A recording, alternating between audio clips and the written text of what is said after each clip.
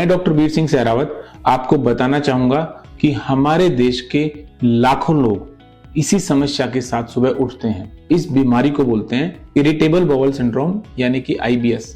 जैसा कि नाम में ही पता चल रहा है, इरिटेबिलिटी, चिड़चिड़ापन आंत की एक बीमारी है जिसके अंदर आंत के मोशन डिस्टर्ब होते हैं। अगर किसी भी इंसान के पेट में दर्द होता है और मोशन जाने के बाद इस दर्द में राहत मिलती है।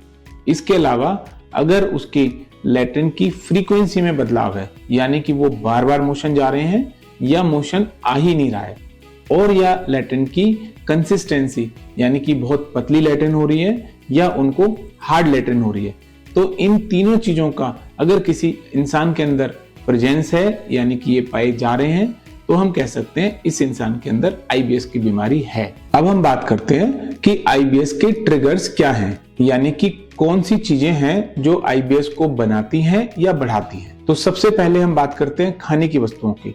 खाने में अगर कोई भी हम स्पाइसी फूड लेते हैं, जंक फूड लेते हैं, फ्राइड फूड लेते हैं, फैटी फूड लेते हैं, तो ये IBS के सिम्टम्स को बढ़ा देती है।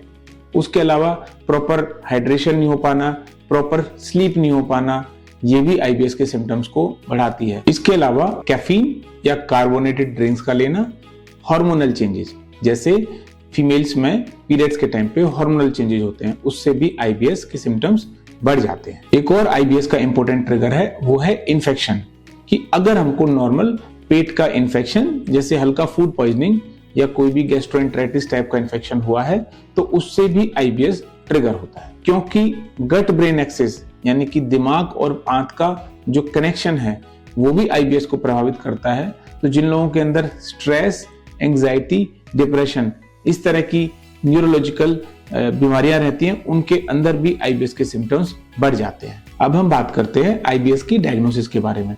तो IBS की प्रोविजनल डायग्नोसिस तो सिम्टम्स के बेस पे ही बन जाती है, लेकिन हमें टेस्ट करा के रूल आउट करना है कि इंसान के अंदर और कोई सीरियस जटिल बीमारी तो नहीं है। जैसे कॉमन बीमारी होती है इन्फ्लेमेटरी बाउल डिजीज, जिसके अंदर भी आंतों का मूवमेंट डिस्टर्ब होता है, लेकिन इसमें टेस्ट एबनॉर्मल आते हैं। इसके अलावा कोई हार्मोन की डिस्टर्बेंसेस, जैसे किसी को डायबिटीज या किसी को थायराइड की बीमारी तो नहीं है, इनके लक्षण भी IBS जैसे आते हैं। और किसी को कोई फूड इंटॉलरेंस जैसे गेहूं से एलर्जी, इनमें भी हमारी आंत के मूवमेंट डिस्टर्ब होते हैं।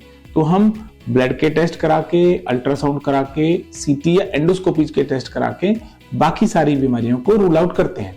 और जब मरीज के अंदर ये पाया जाता है कि इनके ज्यादातर टेस्ट नॉर्मल हैं और सिम्टम्स IBS की तरह के हैं, तो हम इनको IBS डायग्नोज करते हैं। IBS के ट्रीटमेंट में 4 स्टेप्स होते हैं।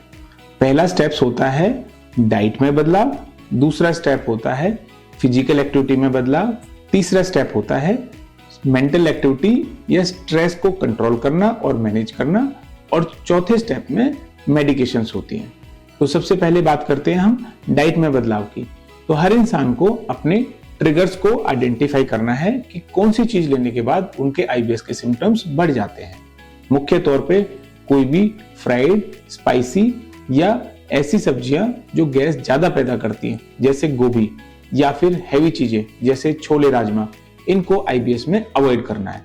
उसके अलावा कार्बोनेटेड ड्रिंक्स, कैफीन, इनसे भी IBS के सिम्टम्स बढ़ते हैं।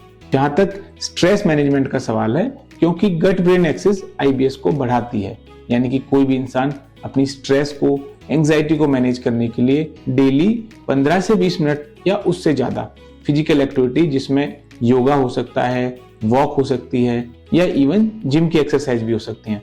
तो फिजिकल एक्टिविटी रेगुलर लेवल पे करने से हमारे IBS के सिम्टम्स बेहतर होते हैं।